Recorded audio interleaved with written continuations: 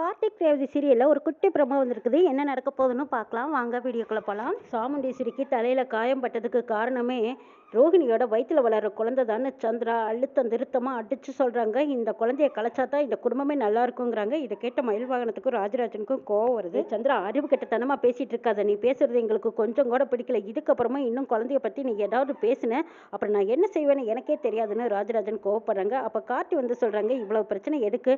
அந்த ஜோசியர் சொன்னதை கேட்டுத்தானே நீங்க இப்படி எல்லாம் மனக்குழப்பத்தோட இருக்கீங்க. அந்த ஜோசியர் என்ன சொல்றாருன்னு நம்ம இதே ஜாதகத்தை வேறொருத்தர் மூலமா கொடுத்து பார்க்கலான்னு சொல்றாங்க. அப்ப சாமுண்டீஸ்வரி, இல்ல நான் உன்னை நம்பி வர்றதா இல்லைங்கிறாங்க. ஆமாக்கா, இவனை நம்பி நீ போகாத. இவன் ஏற்கனவே பொய் பேசுறவனை நம்பி நீ திரும்ப திரும்ப போகாத. ஜோசியர் அவரோட தொழிலுக்கு துரோகம் பண்ண மாட்டாருக்கா. யாராவது அப்படி துரோகம் பண்ணுவாங்களா? ஜோசியர் சொன்னது உண்மையாத்தான் இருக்கும். அக்கா, நீ இவனை நம்பி எல்லாம் போயிடாத. முதல்ல ரோஹிணி அந்த குழந்தைய கலைச்சிட்டு வரட்டும், அப்பதான் நம்ம குடும்பமே நல்லா இருக்குங்கிறாங்க சந்திரா. திரும்ப திரும்ப சந்திரா இப்படியே பேசிட்டு இருக்காதுங்கிறாங்க. அப்ப ரேவதி வந்து சொல்றாங்க, இதை பாருமா, நாங்க சொல்றது நீங்க ஒரு தடவை கூட கேட்கவே மாட்டீங்களா? அதான் என் வீட்டுக்காரர் சொல்றாருல, என்னன்னு தான் போய் கேட்கலாமே, வாங்க அப்படின்னு சொல்லி கூப்பிட்டதுக்கு அப்புறம் ராஜராஜன் சொல்றாங்க, ஆமா சாமுண்டீஸ்வரி, வேற யாராவது செஞ்ச சதியா கூட இருக்கலாமல்ல. யாரோ சொல்லி தான் இந்த ஜோசியர் இப்படி வந்து சொல்லியிருக்காருன்னு எனக்கும் சந்தேகமா இருக்கு. எடுத்தோம் கவுட்டோன்னு அவசரப்பட்டு ரோஹிணி வயிற்றுல வளர்ற குழந்தை மேல நம்ம கை வைக்க கூடாது. பாவம், இத்தனை வருஷத்துக்கு அப்புறம் இப்பதான் மாப்பிள்ளைக்கும் நம்ம பொண்ணுக்கும் குழந்தை கிடைச்சிருக்கு. இந்த பாக்கியத்தை நம்ம எடுத்தோம் கவுட்டோன்னு இப்படி கலைச்சிட்டா என்ன செய்யறது? நம்ம இது என்னங்கிறதான் போய் பார்க்கலாமே. மாப்பிள்ளை சொல்றத ஒரு தடவையாவது கேளுன்னு ராஜராஜன் சொன்னதுக்கு அப்புறம் சாமுண்டீஸ்வரியும் மனசு மாதிரி சரிங்க, நான் வந்து பாக்குறேன் அப்படின்னு சொல்றாங்க. அதுக்கப்புறம் குடும்பத்தோடு எல்லாரும் அங்க கிளம்புறாங்க. அப்ப சந்திரா திருன்னு முழிக்கிறாங்க. ஐயோ, ஜோசியர் இப்ப ஏதாவது உண்மையை அந்த குழந்தைய பத்தி நல்ல விதமா சொல்லிட்டே என்ன செய்யறது? என் புருஷனால மாட்டிக்குவாரு. இப்ப என்ன பண்ணலாம்? ஏதாவது ஒண்ணு சொல்லி தடுக்கலான்னு பார்த்தாலும் இப்ப எல்லாரும் ஒரே மாதிரி பேசிட்டு இருக்காங்க. இந்த இடத்துல நான் பேசுறக்கே இல்லை. பேசினா என்னை எங்க அக்கா கறியை அடிச்சிடுவா போல இருக்கே. சரி, பேசாம போக வேண்டியதான்னு நினைச்ச சந்திரா பொட்டி பாம்பு மாதிரி பொட்டாட்ட போய்கிட்டு இருக்காங்க. அங்க சாமுண்டீஸ்வரி ஜோசியர் வீட்டுக்கு முன்னாடி போய் நிற்கிறாங்க. அங்கே ஒரு அம்மாவை காட்டி வர சொல்லியிருக்காங்க. அந்த அம்மா கிட்ட ரோஹிணியோட ஜாதகத்தை கொடுத்து, இது உங்கள் பொண்ணு ஜாதகம்னு சொல்லி ஜோசியர்கிட்ட கொடுங்க. ஜோசியர் இந்த ஜாதகத்துக்கு என்ன பலன் சொல்கிறாருன்னு பார்க்கலாங்கிறாங்க. அந்த அம்மாவும் சரி கொடுங்க தம்பி, நான் ஜோசியர்கிட்ட கொண்டு போய் இந்த ஜாதகத்தை காட்டேன்னு சொல்லி அந்த அம்மா ஜோசியரை பார்த்துட்டு, இந்தாங்க ஐயா, இது என் பொண்ணோட ஜாதகம். இப்போ உண்டாயிருக்கா குழந்தையோட நேரமும் என் பொண்ணோட நேரமும் எப்படி இருக்குன்னு பார்த்து சொல்லுங்கன்னு சொல்லி ஜோசியர்கிட்ட ஜாதகத்தை கொடுக்குறாங்க.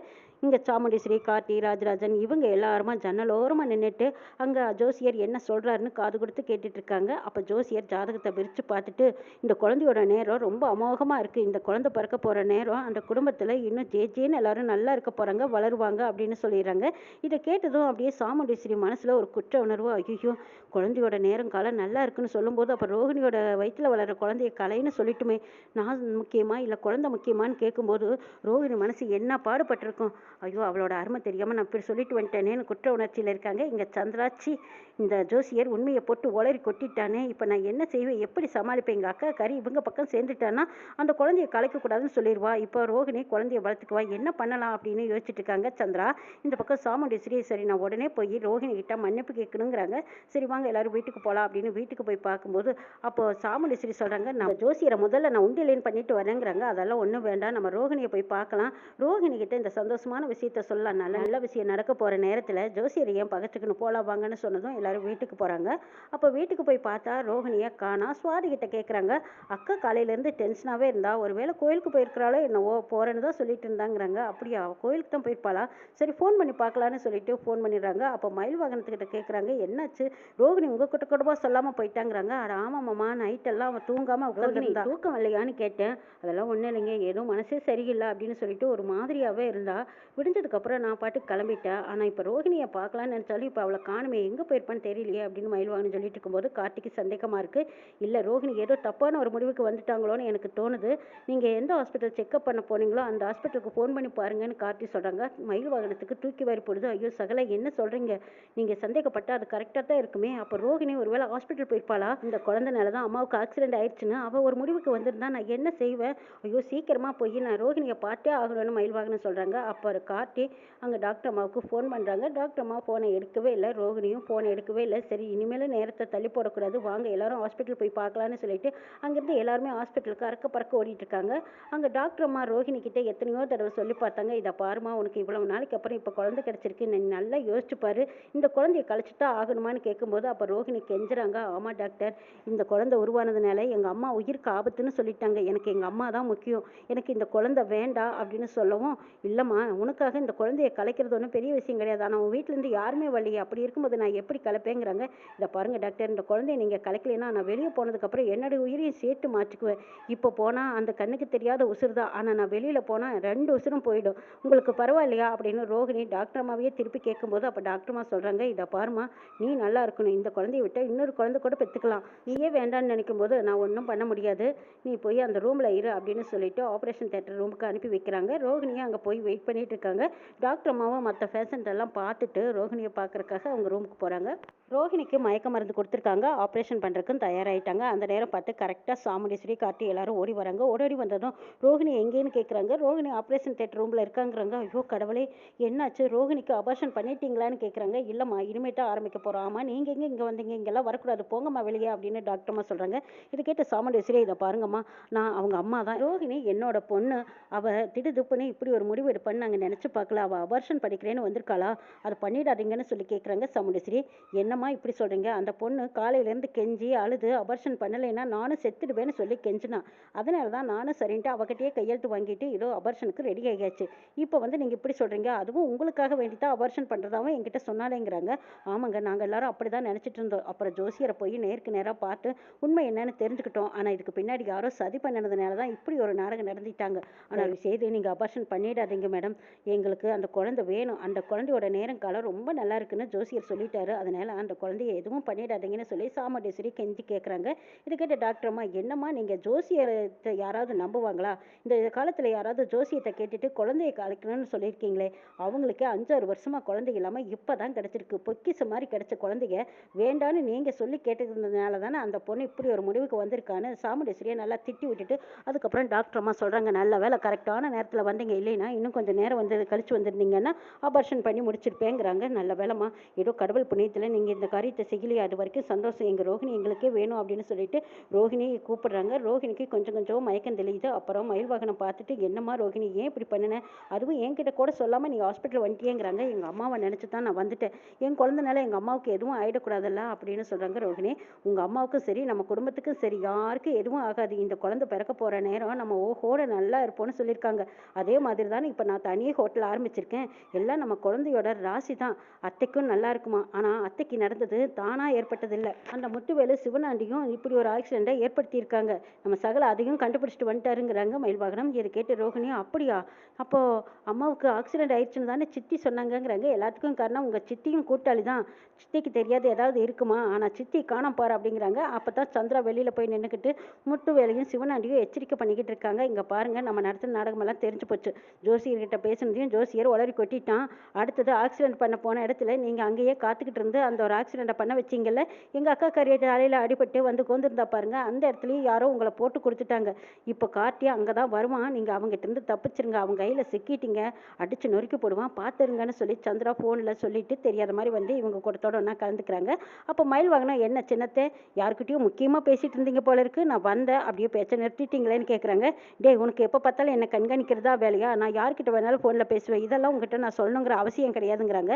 சரி சரி, மாமனார் தான் பேசியிருப்பாருன்னு எனக்கு நல்லா தெரியும், ஒவ்வொரு தடவையும் ஏதாவது ஒரு சதி பண்ணுறீங்க, அதுலேருந்து நீங்களும் தப்பிச்சுக்கிறீங்கிறாங்க.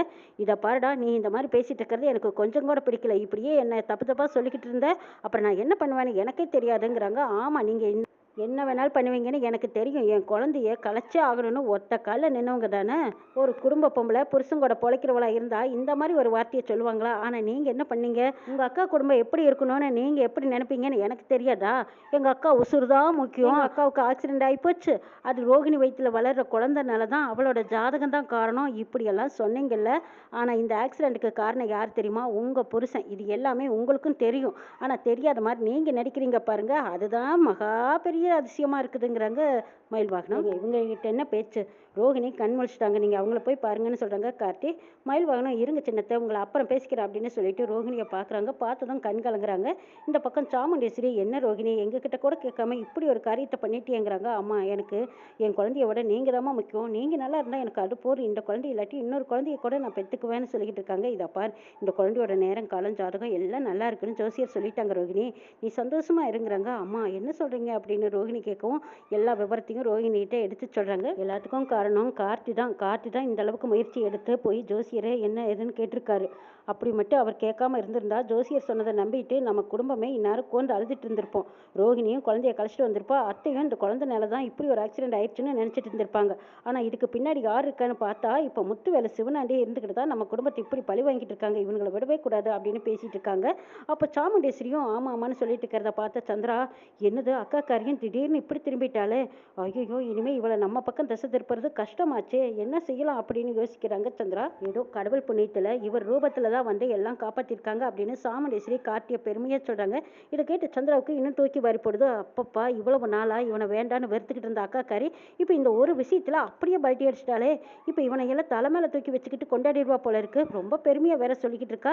இதுக்கப்புறம் இவளை அசிக்க முடியாதோ அப்படின்னு யோசித்த சந்திரா, அக்கா அப்படின்னு சொல்லி ஓடி வராங்க. இதை பார் சந்திரா, இதுக்கப்புறமா நீ என்கிட்ட ஏதாவது யாரையாவது தப்பா குறையா சொல்ல நினைச்ச ஓங்கி அரைஞ்சிடுவேன் பார்த்துக்கோ. ஒழுங்கு மரியாதையாக பேசாமல் அமைதியாக வர. நீ பேசுனதை வச்சு தான் நான் இப்படியெல்லாம் ஒரு முடிவுக்கு வர வேண்டியதாக போச்சு. பாவம் ரோகிணி மனசு என்ன பாடுபட்டிருக்கும். இந்த குழந்தைய கலைன்னு சொன்ன போது அவன் மனசு என்ன வலி வலிச்சிருக்கும். இதெல்லாம் நீ யோசிச்சு பார்த்தியடிங்கிறாங்க. அவங்களுக்கு எங்கே யோசிக்க நேரம் இருக்கு. நான் புருஷன் கூட பொழைச்சிருந்தா அந்த அருமை தெரியும். குழந்தை பெற்றிருந்தா அந்த அருமை தெரியும். அவங்க தான் தனி மரமாச்சே. சும்மா நாள் உன் கூடவே சுற்றிக்கிட்டு எங்கள் அக்கா தான் முக்கியம்னு எல்லாத்தையும் பழி வாங்கிட்டு தான் இருக்காங்கன்னு சொல்கிறாங்க ரேவதி. இதை கேட்ட சந்திரா, ரேவதி என்னடி நினச்சிட்டு இருக்க? உன்னையும் உன் புருஷனையும் பிரிக்கிறாங்கன்னு சொல்லித்தானே நீ இப்படி பேசுகிற? ஆனால் கண்டிப்பாக நான் விட மாட்டேன்டி. அவனை தான் டைவர்ஸ் பண்ண போறியல்ல, இதுக்கப்புறமா அவனையே எல்லாரும் தூக்கி வச்சு பேசிகிட்டு இருக்கீங்க. இன்னும் கொஞ்ச நாளில் சீக்கிரமாக அவனை டைவர்ஸ் பண்ணி வீட்டை விட்டு ஊரை விட்டு அனுப்பிடலாங்கிறாங்க சந்திரா. அப்போ சாமுண்டேஸ்வரி சொல்கிறாங்க, இதை பாரு, என் மாப்பிள்ளையை பற்றி இனிமேல் ஏதாவது தப்பாக பேசினேன் அப்புறம் நான் சும்மா பார்த்துக்கிட்டு இருக்க மாட்டேங்கிறாங்க. இதை கேட்டதும் சந்திராவை அப்படியே திருன்னு முழிக்கிறாங்க. அக்கா நீ என்ன சொல்கிற? ரேவதிக்கும் டிரைவர் பயலுக்கும் விவாகரத்து நடக்க போகுதுக்கா, அதை பற்றி நீ என்ன நினைக்கிறீங்கிறாங்க. அதெல்லாம் நான் ஒன்றும் நினைக்கல. அவங்க 2 பேருமே சம்மதத்தோடு ஒத்து போய் வாழ்ந்துட்டு இருக்காங்க. அவங்கள இனிமேல் பிரிக்கிற எண்ணமோ நினைப்போ இனிமேல் உனக்கும் வேண்டாம் எனக்கும் வேண்டாம். அவங்க 2 பேரும் சேர்ந்து வாழ்ட்டும். மயில் வாகனம் மாப்பிள்ளையும் ரோகிணியோட சந்தோஷமாக வாழ்ந்துட்டு இருக்கட்டும். அவங்களுக்கும் ஒரு குழந்தை பிறக்கிற மாதிரியே ரேவதிக்கும் கார்த்திக்கும் ஒரு குழந்தை வரட்டுங்கிறாங்க சாமுண்டேஸ்வரி. இதை கேட்டதும் சந்திரா, அடடா வாழ்க்கையில் ஏமாந்து நிற்கிறது நான் தானா? இப்படியே சரி பண்ணிக்கிட்டே இருந்தேனே தவிர இவங்க எல்லாம் ஒன்றுமே அசிக்க முடியாது போல இருக்கு. நினச்சது ஒன்று நடக்கிறது ஒன்றாவே இருக்கு. ஏன் புருஷனை ஏதாவது ஒரு வகையில் கோட்டை விட்டுறாரு. இந்த கார்த்தி பையன் எல்லா வகையிலையும் தந்திரமாக ஜெயிச்சு வந்துடுறான். ஆனால் இவனை வீட்டை விட்டு வெளியே அனுப்பலாம் அப்படின்னு நாம் நினச்சாலும் இனிமேல் முடியாது போல இருக்கு. ஏமாந்து தான் நிற்கிறோம், தோற்று போயிட்டோமே அப்படின்னு நினச்சிட்டு இருக்காங்க. அப்போ மயில் வாகனம் கார்த்தியும் என்ன சின்னத்தை நினச்சதெல்லாம் எதுவுமே நடக்கலையேன்னு கவலையாக இருக்கா? நீங்கள் இனிமேல் நினச்சாலும் நடக்காது, இதுக்கப்புறம் நினச்சிங்கனாலே நடக்காது.